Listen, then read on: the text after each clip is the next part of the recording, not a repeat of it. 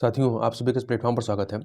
यहाँ पर हम लोग भारत का स्वतंत्रता संघर्ष नामक जो पुस्तक है, इसका चैप्टर नंबर 7 जिसका शीर्षक है औपनिवेशिक अर्थतंत्र की मीमांसा, इस चैप्टर को यहाँ पर हम लोग देखेंगे। तो चलिए प्रारंभ करते हैं। देखिए, औपनिवेशिक शासन के शिकंजे में जकड़े विभिन्न देशों में उससे मुक्ति के लिए जो राष्ट्रीय आंदोलन चले, उन सबके मुकाबले भारत के राष्ट्रीय आंदोलन को उपनिवेशवाद के आर्थिक वर्चस्व और शोषण की प्रकृति एवं चरित्र की समझ जो है सबसे ज्यादा थी। भारतीय आंदोलन के शुरुआती दौर के नेताओं को ही नरमपंथी भी कहा जाता है।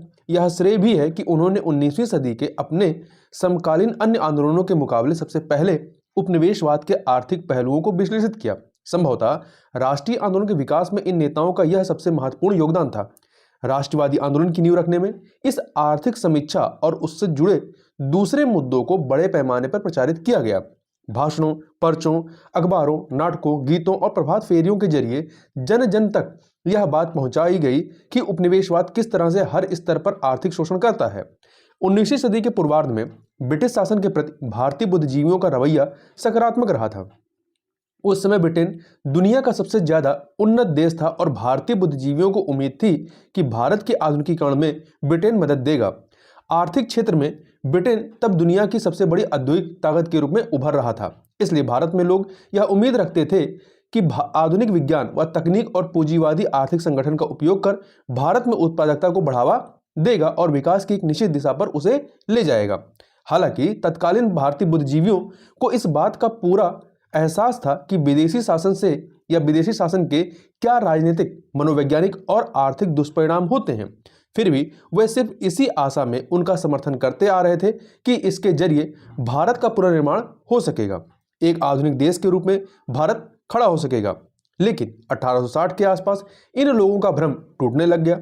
उन्होंने जिस सामाजिक विकास की उम्मीद लगा रखी थी, दूर दूर तक उसका नामो निशान भी नहीं दिख रहा था। इस कड़वे सच ने उनकी आंखें खोल दी कि नए क्षेत्रों में जो प्रगति हुई यह महज दिखावटी है। फिर यह दिखावटी प्रगति भी जहां से शुरू हुई थी वहीं रुकी रह गई, जबकि दूसरी तरफ समूचा देश लगातार पिछड़ेपन के गर्त में गिरता चला जा रहा था। इस तरह वह ब्रिटिश शासन के अंधेरों को धीरे धीरे पहचानने लग गए और उन्होंने इसकी जांच पड़ताल शुरू की कि ब्रिटिश शासन का असली चेहरा क्या है और भारत पर इसका असर क्या पड़ रहा है। 1870 से 1905 के बीच बहुत से भारतीय बुद्धिजीवियों ने ब्रिटिश शासन के आर्थिक पहलू को विश्लेषित किया। इसमें से 3 लोगों का योगदान सबसे महत्वपूर्ण है। इनमें सबसे पहला नाम आता है दादा भाई नौरोजी का, जिन्हें पूर्व गांधी युग में भारत पितामह या grand old man of India की उपाधि से सम्मानित किया गया था। तो ध्यान रखिएगा, ये कई बार पूछा गया कि grand old man of India किसकी उपाधि थी, तो दादा भाई नौरोजी की। 1825 में जन्मे दादा भाई नौरोजी एक सफल व्यापारी थे, लेकिन उन्होंने अपना पूरा जीवन और सारी संपत्ति राष्ट्रीय आंदोलन को शुरू करने में झोंक दी। उनके ही समकालीन न्यायमूर्ति महादेव गोविंद रनाडे ने पूरी भारतीय पीढ़ी को आधुनिक औद्योगिक विकास का महत्व समझाया। अवकाश प्राप्त आईसीएस अधिकारी रोमेश चंद्र दत्त ने भारत का आर्थिक इतिहास लिखा। तो इस प्रकार से 3 नाम बहुत महत्वपूर्ण हैं: दादा भाई नौरोजी, न्यायमूर्ति महादेव गोविंद रनाडे और रोमेश चंद्र दत्त, या जिन्हें आरसी दत्त के नाम से भी जानते हैं। तो इन्होंने भारत का आर्थिक इतिहास लिखा जो 20वीं सदी की शुरुआत के दिनों में छपकर लोगों के सामने आया। आरसी दत्त ने अपने इस विश्लेषण में 1757 के बाद से लेकर अब तक के ब्रिटिश शासन के समूचे आर्थिक कार्यकलाप की गहरी छानबीन की थी। इन तीनों के अलावा जीवी जोशी, पी सुब्रमण्यम अय्यर, गोपाल कृष्ण गोखले, पृथ्वी चंद्र राय समेत सैकड़ों अन्य राजनीतिक कार्यकर्ताओं और पत्रकारों ने तत्कालीन अर्थव्यवस्था के हर पहलू को गहराई से विश्लेषित किया या उसका विश्लेषण किया और औपनिवेशिक आर्थिक नीतियों के दुष्परिणामों की विस्तार से छानबीन की। उन्होंने अपने इस विश्लेषण के बाद यह बुनियादी सवाल उठाया कि ब्रिटिश शासन की प्रकृति और उद्देश्य क्या है। इन विश्लेषणों का नतीजा यह हुआ कि भारतीय अर्थव्यवस्था के औपनिवेशीकरण की समूची प्रक्रिया सामने आ गई और ये लोग इस निष्कर्ष पर पहुंचे कि भारत के आर्थिक विकास के रास्ते में सबसे बड़ी बाधा क्या है, उपनिवेशवाद ही है। यह तथ्य उन्हें अच्छी तरह समझ में आ गया कि ब्रिटिश साम्राज्यवाद का मूल इसी में नहीं था कि भारतीय अर्थव्यवस्था हमेशा ब्रिटिश अर्थव्यवस्था के द्वारा शोषित होती रहे। व्यापार, उद्योग और वित्त के जरिए किस तरह उपनिवेशवाद अपना वर्चस्व स्थापित करता है, इसको उन्होंने जान लिया था और साथ ही उन्हें यह भी एहसास हो गया था कि उपनिवेशवाद अब विभिन्न प्रकार के करों, लूट खसूट और व्यावसायिक बनियागिरी के कच्चे हथियारों का इस्तेमाल नहीं कर रहा है, बल्कि अब यह उन्मुक्त व्यापार और विदेशी पूंजी निवेश के जटिल तंत्र की आड़ लेकर शोषण चक्र चला रहा है। इसी क्रम में ये लोग इस नतीजे पर पहुंचे कि ब्रिटिश उपनिवेशवाद ने भारत की हैसियत महज एक आपूर्तिकर्ता की बना दी है, जो ब्रिटेन को खाद्य सामग्री और कच्चे माल की आपूर्ति करता है, और दूसरे वे यह चाहते हैं कि भारत इनके लिए ब्रिटिश पूंजी निवेश का बाजार बना रहे। शुरुआती दौर के भारतीय राष्ट्रवादी नेताओं के सामने सबसे बड़ी दिक्कत यह थी कि इस मामले में वे एक ही समय में शिक्षक और छात्र दोनों ही थे, पर ये दोनों भूमिकाएं उन्होंने बाखूबी पूरी की। करीब करीब सभी महत्वपूर्ण आर्थिक नीतियों के खिलाफ उन्होंने बौद्धिक स्तर पर सशक्त आंदोलन चलाए। इन आंदोलनों के जरिए उन्होंने उपनिवेशवादी आर्थिक नीतियों के बुनियादी तत्वों को खुद भी समझा और फिर दूसरों को समझाया भी कि ये नीतियां किस तरह से शोषण के दरवाजे खोलती हैं। उन्होंने भारतीय अर्थव्यवस्था की ब्रिटेन पर निर्भरता को पूरी तरह खत्म करने की जोरदार वकालत की और इस बात के लिए आंदोलन चलाया कि भारत के लिए विकास का एक ऐसा वैकल्पिक रास्ता अख्तियार किया जाए जो भारतीय अर्थव्यवस्था को स्वतंत्र अर्थव्यवस्था की मंजिल तक ले जाए। गरीबी की समस्या और औद्योगिक विकास की बात करते हैं तो राष्ट्रवादी आर्थिक आंदोलन की शुरुआत इस मुद्दे को लेकर हुई थी कि आम भारतीय व्यक्ति गरीब है और हर दिन और भी गरीब होता जा रहा है। दादा भाई नौरोजी ने तो गरीबी के इस मुद्दे के प्रति भारतीयों और ब्रिटिश जनता में जागरूकता पैदा करने में अपना सारा जीवन लगा दिया। भारत की लगातार बढ़ती दरिद्रता और लोगों की हृदय विदारक स्थिति को कम से कम ब्रिटेन वालों के सामने लाने के लिए उन्होंने काफी काम किया। अपने भाषणों में और प्रेस के जरिए उन्होंने बार बार यह तथ्य लोगों के सामने रखा कि भारत भूख से मर रहा है। इन शुरुआती राष्ट्रवादी नेताओं ने यह बात भी लोगों के सामने रखी कि गरीबी न ईश्वर की देन है, न यह हमारी नियति है और न यह हमें विरासत में भोगनी है और न ही ऐसी बात है कि इसे दूर न किया जा सके। उन्होंने लोगों को बताया कि गरीबी खुद आदमी ने पैदा की है और इसलिए इसको पैदा करने के पीछे काम कर रहे तंत्र को समझाया जा सकता है। गरीबी को पूरी तरह खत्म किया जा सकता है। आरसी दत्त ने, रोमेश चंद्र दत्त ने लिखा था, अगर भारत आज गरीब है तो इसके पीछे सिर्फ आर्थिक कारण है। क्या कारण है? सिर्फ आर्थिक कारण है। भारत की गरीबी के कारणों की छानबीन के बाद इन नेताओं ने उन कारणों और शक्तियों की पहचान की जिन्हें औपनिवेशिक शासन ने जन्म दिया था और अपने फायदे के लिए जिनका वह इस्तेमाल कर रहा था। गरीबी की समस्या को इन नेताओं ने नकारात्मक रूप से नहीं देखा, बल्कि बढ़ती उत्पादकता और ऊर्जा की समस्या के रूप में देखा। यानी दूसरे शब्दों में उन्होंने इसे राष्ट्रीय विकास की समस्या कहा। इस सोच ने गरीबी के मुद्दे को एक व्यापक राष्ट्रीय मुद्दा बना दिया और विभिन्न क्षेत्रों, धर्मों और जातियों में बटे भारतीय समाज को एकजुट करने में इस सोच से मदद मिली। इसलिए आर्थिक विकास को सबसे पहले जरूरत माना गया और इसके लिए आधुनिक उद्योगों के तेजी से विकास की बात कही गई।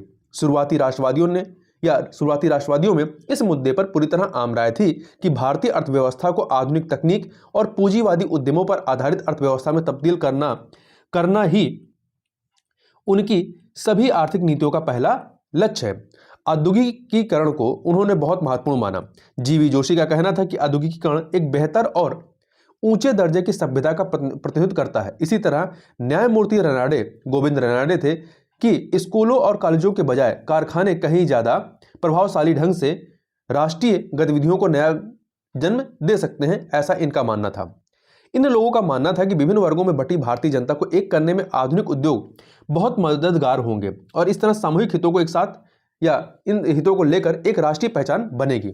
सुरेंद्र नाथ बनर्जी ने 1902 में अपने अखबार बंगाली में इस विषय पर लिखा था। तो ध्यान रखिएगा कि बंगाली जो समाचार पत्र है किसका है, कि इसके प्रकाशक कौन थे? सुरेंद्र नाथ बनर्जी।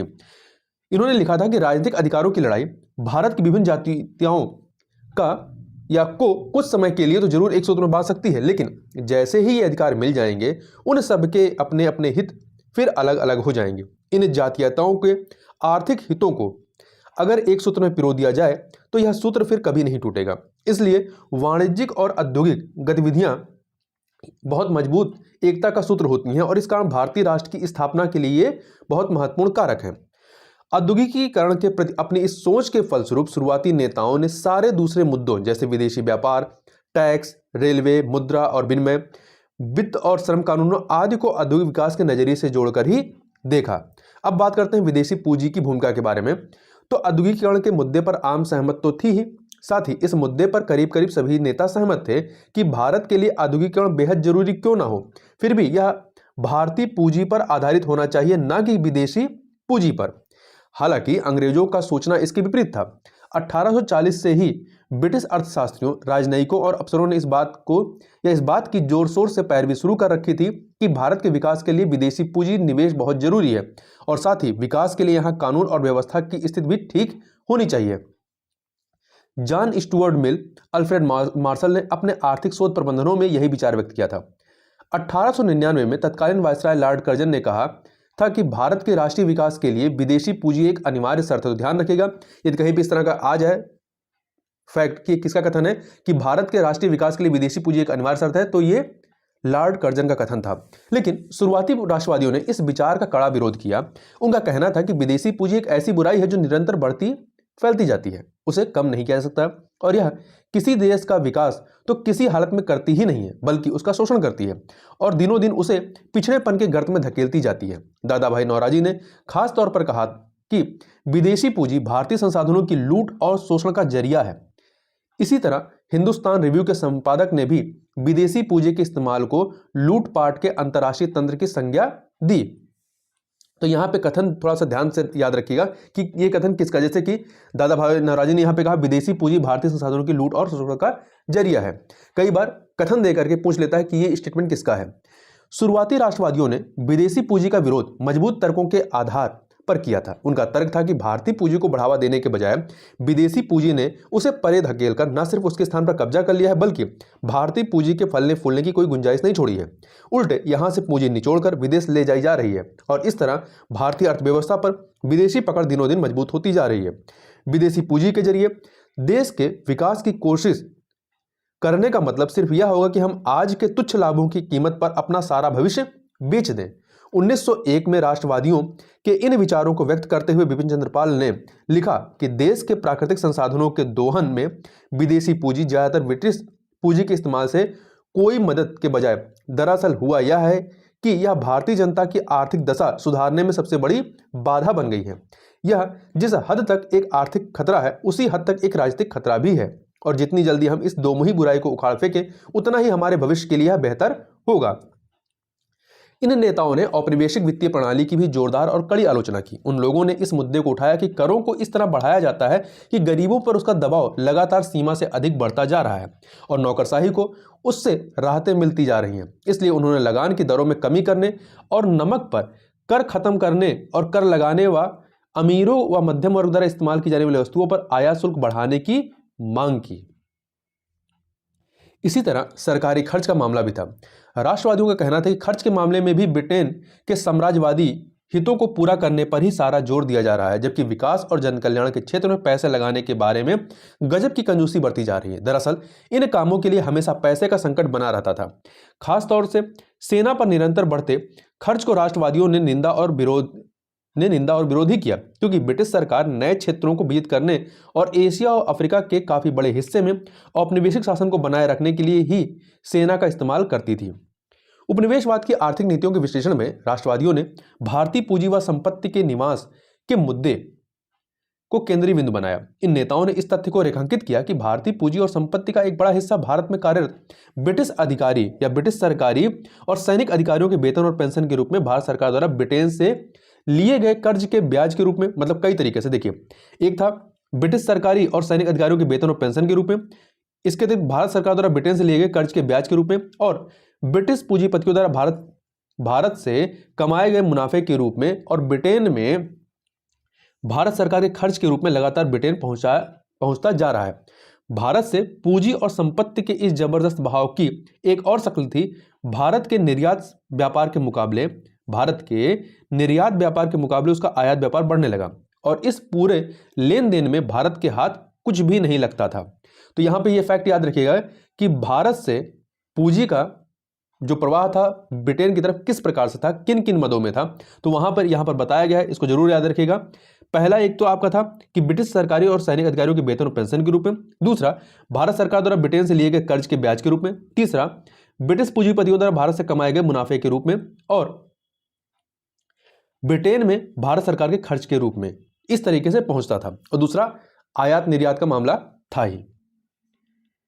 राष्ट्रवादियों ने जो हिसाब लगाया उसके मुताबिक भारत सरकार की राजस्व वसूली का आधा हिस्सा, जो उस समय भू राजस्व से भी अधिक था, राजस्व वसूली जो था वो भू राजस्व से भी अधिक था और भारत की कुल बचत के 1/3 हिस्से 1/3 से ज्यादा जो था वो ब्रिटेन को भेज दिया जाता था।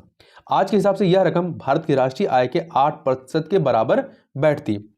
दूसरी तरफ इन नेताओं ने इस बात को दोहराया कि भारत का उचित आर्थिक विकास तभी संभव है जब औद्योगिकरण की प्रक्रिया शुरू हो, विकास में भारतीय पूंजी का इस्तेमाल किया जाए। यह काम विदेशी पूंजी के जरिए हो ही नहीं सकता। इन नेताओं का यह भी मानना था कि विदेशी पूंजी निवेश के राजनीतिक खतरे को भी कम खतरनाक इसके पूंजी निवेश के राजनीतिक खतरे भी कम खतरनाक नहीं होंगे, क्योंकि किसी देश में विदेशी पूंजी की घुसपैठ बढ़ते बढ़ते उसे राजनीतिक पराधीनता के शिकंजे में कस देती है। विदेशी पूंजी निवेश निहित स्वार्थों को जन्म देता है और इन स्वार्थों को पूरा करने के लिए फिर पूंजी लगाने वाले की सुरक्षा जरूरी हो जाती है और इस तरह विदेशी शासन स्थायी हो जाता है। हिंदू ने, जो समाचार पत्र था हिंदू ने 1889 में इसी मुद्दे को रेखांकित करते हुए लिखा, जिस देश में विदेशी पूंजी अपने जड़ें जमा लेती है उस देश का प्रशासन तत्काल विदेशी पूंजीपतियों की चिंता का विषय बन जाता है। इस बात को आगे बढ़ाते हुए अखबार ने लिखा, यदि देश पर विदेशी पूंजीपतियों के प्रभाव को बढ़ने दिया जाता है तो भारतीय राष्ट्रीय कांग्रेस की सफलता की सारी संभावनाएं खत्म हो गई होती हैं और उनकी आवाज या उसकी आवाज निश्चित रूप से साम्राज्य खतरे में है कि जबरदस्त शोर में कहीं दबकर रह गई होती। विदेशी पूंजीपति किसी भी कीमत पर कांग्रेस को पनपने नहीं देते और साम्राज्य पर खतरे का शोर बुलंद कर देते। अन्य आर्थिक समस्याओं की बात करें तो शुरुआती राष्ट्रवादियों के सामने एक बड़ी समस्या यह भी थी कि भारत के परंपरागत दस्तकारी उद्योग बिल्कुल तबाह हो गए थे। वे अच्छी तरह जानते थे कि यह औद्योगिक तबाही किसी दुर्घटना का नतीजा नहीं थी, बल्कि यह ब्रिटिश सरकार की सोची समझी नीतियों का नतीजा था। सरकार ने ब्रिटिश निर्माताओं के हितों की रक्षा के लिए भारतीय उद्योगों को चौपट करने के उद्देश्य से अपनी आर्थिक नीतियां तय की। विचित्र स्थिति यह थी कि ब्रिटिश शासन बड़े गर्व के साथ भारतीय प्रगति के बड़े बड़े दावे कर रहा था। अपनी बात के सबूत में वह आंकड़े पेश करता था कि भारत का विदेश व्यापार कितनी तेजी से बढ़ रहा है, भारत के विकास के लिए रेलों की शुरुआत की गई और रेल लाइनों का विस्तार कितनी तेजी से किया जा रहा है। दूसरी तरफ इन दावों की काट में राष्ट्रवादियों का कहना था कि स्वदेशी उद्योगों पर विदेशी व्यापार और रेलवे का नकारात्मक प्रभाव पड़ा है। स्वदेशी उद्योगों पर विदेशी व्यापार और रेलवे का नकारात्मक प्रभाव पड़ा है और इसलिए ये बातें आर्थिक विकास की नहीं बल्कि औपनिवेशिक विकास और भारतीय अर्थव्यवस्था के लगातार पिछड़ते टूटते जाने की प्रतीक है। इन नेताओं ने स्पष्ट किया कि विदेशी व्यापार को मात्रात्मक आधार पर नहीं तौला जाना चाहिए, बल्कि यह देखा जाना चाहिए कि यह विदेशी व्यापार किस ढंग का है, हमारे यहाँ से जो चीज़ें विदेश भेजी जाती हैं उनके बदले में हमें मिलता क्या है, और फिर सबसे महत्वपूर्ण बात यह है कि इस विदेशी व्यापार का भारतीय उद्योगों और कृषि पर क्या प्रभाव पड़ रहा है। 19वीं सदी में अंग्रेजों ने विदेशी व्यापार को पूरी तरह से शोषण का हथियार बना लिया और उनकी नीयत खुलकर सामने आ गई। विदेशी व्यापार के नाम पर भारत से केवल कच्चे माल का निर्यात किया जाता था और उसके बदले में उत्पादित वस्तुओं का आयात किया जाता था। इस तरह राष्ट्रवादी नेताओं ने ब्रिटिश सरकार के एक और दावे की असलियत लोगों के सामने रखी कि रेलवे को भारत की औद्योगिक जरूरतों के अनुरूप नहीं रखा गया है। इस तरह से रेलवे से औद्योगिक नहीं बल्कि वाणिज्यिक क्रांति ही हुई, क्योंकि इसके जरिए आयातित घरेलू उत्पादनों की बिक्री को काफी गहरा धक्का लगा। यही नहीं, इस्पात व मशीन उद्योग और पूंजी निवेश को बढ़ावा देने के मामले में भी पूरा फायदा ब्रिटेन को मिला, ना कि भारत को, जिसे आज हम पिछड़े और विकसित इलाकों के बीच संयोजन की संज्ञा देते हैं। जीबी जोशी ने तो साफ साफ कहा था कि रेलवे दरअसल ब्रिटिश उद्योगों के लिए भारत की तरफ दी जाने वाली सहायता है। ब्रिटिश उद्योगों के लिए भारत की तरफ दी जाने वाली सहायता है। तिलक ने इस पर टिप्पणी की थी कि यह दूसरे की पत्नी के सिगार पटार का खर्च उठाने जैसी बात है। तो ध्यान रखिएगा किसका कथन रहा है। शुरुआती राष्ट्रवादियों के अनुसार भारत के औद्योगिक विकास में सबसे बड़ी बाधा थी मुक्त व्यापार नीति का फ्री ट्रेड एग्रीमेंट या फ्री ट्रेड पॉलिसी। इस नीति ने एक तरफ तो भारत के दस्तकारी उद्योगों को तबाह कर दिया, दूसरी तरफ इस नीति ने भारत के नवजात और अविकसित उद्योगों को पश्चिम के कहीं अधिक विकसित आधुनिक और संगठित उद्योगों के मुकाबले आने को मजबूर कर दिया। जाहिर है यह मुकाबला बिल्कुल गैर बराबरी का और अनुचित था।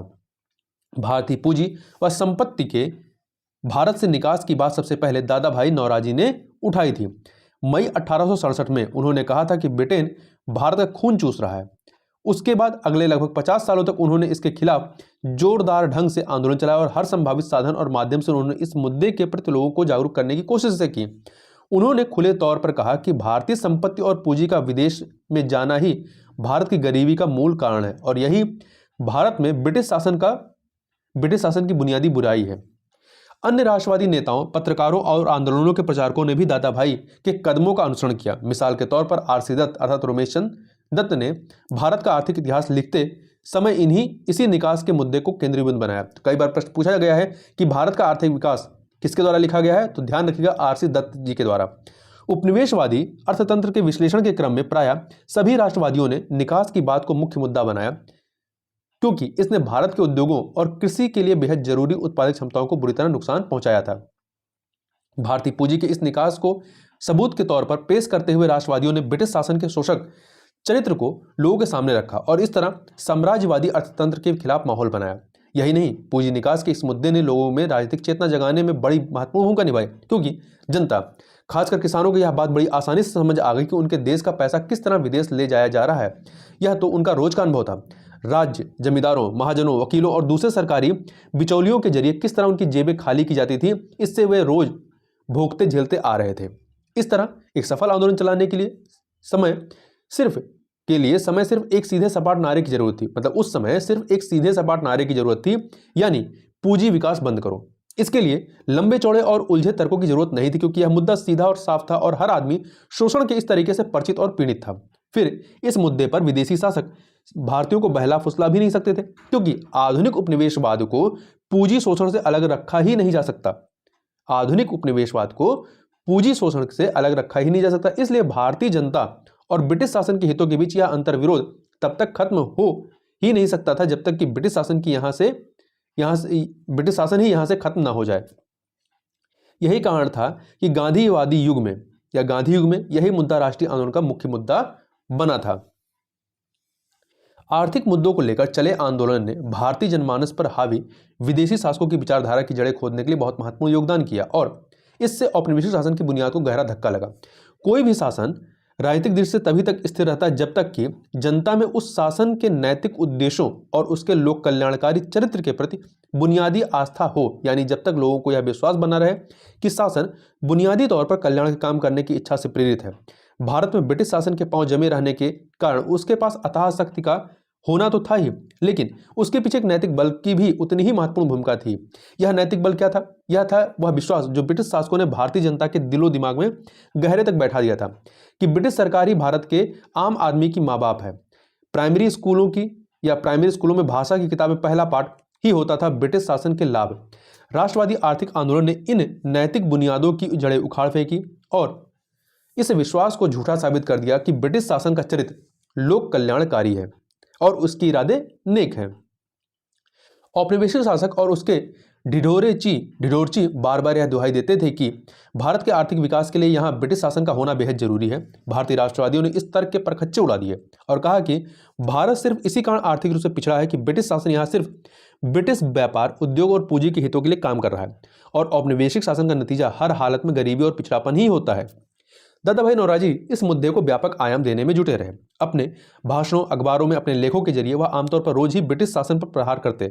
उन्होंने बार बार दोहराया कि जन कल्याण की नकाब के पीछे ब्रिटिश शासन लगातार इस देश का शोषण करता आ रहा है। यह शोषण इतने गुपचुप ढंग से किया जा रहा है कि जिससे दुनिया को उसका पता ही ना चल पाए। ब्रिटिश शासन यह दावा भी करता था कि उसने भारतीयों को जान माल की सुरक्षा दी। दादा भाई ने इसके जवाब में लिखा, सुरक्षा के इस दावे की असलियत कुछ और है। जान माल की सुरक्षा इस तरह तो है कि भारतीयों को एक दूसरे की आपसी हिंसा और देसी राजाओं की लूट और हिंसा से तो मुक्ति मिली, लेकिन आज ब्रिटेन के शासन में कौन भारतीय सुरक्षित है? किसकी संपत्ति सुरक्षित है? हाँ, अगर कोई सुरक्षित है और अच्छी तरह सुरक्षित है तो वह है इंग्लैंड। हर साल भारत से 30 से 40 करोड़ पाउंड मूल्य की संपत्ति वहां ले जाई जा रही है। भारत के लाखों लोगों की स्थिति यह है कि वे आधे पेट रह रहे हैं या भूखों मर रहे हैं या अकाल से या रोगों से मर रहे हैं। स्वशासन की मांग की बात करें तो ब्रिटिश सरकार के प्रति पैदा हुआ यह अविश्वास धीरे धीरे विदेशी सरकार के प्रति राजनीतिक विरोध की शक्ल लेने लग गया। आर्थिक आंदोलन के दौरान राष्ट्रवादी नेताओं ने हर महत्वपूर्ण आर्थिक मुद्दे को देश की राजनीतिक गुलामी के सवाल से जोड़ा। इस तरह एक एक कर सभी मुद्दों को उठाते हुए उन्होंने भारतीयों के दिल दिमाग में यह बात बैठा दी कि चूंकि ब्रिटिश सरकार का प्रशासन महज शोषण का अधिकार है, इसलिए भारतीय हितों के अनुकूल नीतियां और कार्यक्रम तभी मुमकिन है जब राजनीतिक सत्ता और प्रशासन पूरी तरह भारतीयों के नियंत्रण में ही हो। हालांकि शुरुआती दौर के राष्ट्रवादी नेता राजनीति और राजनीतिक तरीकों में नरमपंथी रुख के थे। उनमें से कई तो ब्रिटिश शासन के प्रति निष्ठा भी प्रदर्शित करते थे। फिर भी उनके आर्थिक आंदोलन का नतीजा यह जरूर हुआ कि उसने ब्रिटिश साम्राज्य की राजनीतिक जड़ें काट दी और भारतीय जनमानस में उसके प्रति अविश्वास और बेगानगी बल्कि विद्रोह तक के बीज बो दिए। यही कारण था कि 1875 से 1905 तक का समय भारत में बौद्धिक अशांति का समय रहा और इस अवधि में राष्ट्रीयता की चेतना का फैला हुआ। इस तरह इस समय भारतीय राष्ट्रीय आंदोलन के बीज बोए गए। 19वीं सदी के अंत तक भारतीय राष्ट्रवादियों ने अपने आंदोलन को सिर्फ राजनीतिक सत्ता में भागीदारी और सरकारी कोष पर नियंत्रण के मुद्दों तक सीमित रखा था, लेकिन 1905 के आते आते सभी प्रमुख राष्ट्रवादियों ने स्वशासन की मांग उठानी शुरू कर दी। इस मामले में भी दादा भाई नौरोजी सबसे आगे रहे। अंतर्राष्ट्रीय सोशलिस्ट कांग्रेस में 1904 में भाषण करते हुए उन्होंने भारत को स्वशासन और दूसरे ब्रिटिश उपनिवेशों की तरह दर्जा दिए जाने की मांग रखी थी। तो ध्यान रखिएगा कि दादा भाई नौरोजी ने सबसे पहले कहां पर स्वशासन की बात की थी? अंतर्राष्ट्रीय सोशलिस्ट कांग्रेस में 1904 में। एक साल बाद यानी 1905 में भारतीय राष्ट्रीय कांग्रेस के बनारस अधिवेशन के लिए भेजे अपने संदेश में उन्होंने कहा कि भारत की समस्याओं का एकमात्र समाधान स्वशासन है। तो यहां पर भी उन्होंने स्वशासन का इस्तेमाल किया और फिर भारतीय राष्ट्रीय कांग्रेस के अध्यक्ष के पद से भाषण करते हुए 1906 में कलकत्ता अधिवेशन में उन्होंने ब्रिटेन या अन्य उपनिवेशों की तरह के स्वशासन या स्वराज को हासिल करने का राष्ट्रीय आंदोलन का लक्ष्य तय किया। तो देखिए 3 जगह इनके स्वशासन शब्द मिलता है। स्वराज का ये प्रयोग 1906 में करते हैं। इस तरह लक्ष्य तय हो गया और दिमागी तौर पर लोगों को तैयार किया जाने लगा। पर राजनीतिक आजादी के लिए जनसंघर्ष अभी समय के गर्भ में ही था। शुरुआती दौर के राष्ट्रवादियों ने दरअसल राष्ट्रीय आंदोलन की ठोस और मजबूत आधारशिला रखी थी। उन्होंने राष्ट्रवाद का आधार महज भावनाओं को नहीं बनाया था और न ही रूढ़वादियों की तरह सुनहरे अतीत के बलबूते राष्ट्रवाद को खड़ा करने की कोशिश की, बल्कि उन्होंने उपनिवेशवाद के जटिल अर्थतंत्र के वैज्ञानिक विश्लेषण और भारतीय जनता व ब्रिटिश शासन के हितों के अंतर विरोधों को राष्ट्रवाद का आधार बनाया था। 20वीं सदी के राष्ट्रवादियों ने उपनिवेशवादी अर्थतंत्र के इसी विश्लेषण को अपने आंदोलन का मुख्य मुद्दा बनाया। गांधी युग में भारत के शहर शहर, कस्बे कस्बे और गांव गांव में युवा आंदोलनकारियों ने विदेशी शोषण के इस चक्र के प्रति जन जन को जागरूक किया। इस ठोस आधार पर बाद के राष्ट्रवादियों ने सुदृढ़ जनसंघर्ष और जन आंदोलन चलाए। इस ठोस आधार के कारण उनका आंदोलन ब्रिटिश साम्राज्यवाद की अथाह शक्ति का मुकाबला कर सका और यह आंदोलन चीन, मिस्र और अन्य औपनिवेशिक व अर्ध औपनिवेशिक देशों में चले साम्राज्यवाद विरोधी आंदोलनों की तरह लड़खड़ा कर बिखरा नहीं। इस प्रकार से यहाँ पर यह चैप्टर कंप्लीट होता है। तो इस वीडियो में बस इतना ही। मिलते हैं नेक्स्ट वीडियो में, तब तक के लिए बहुत बहुत धन्यवाद।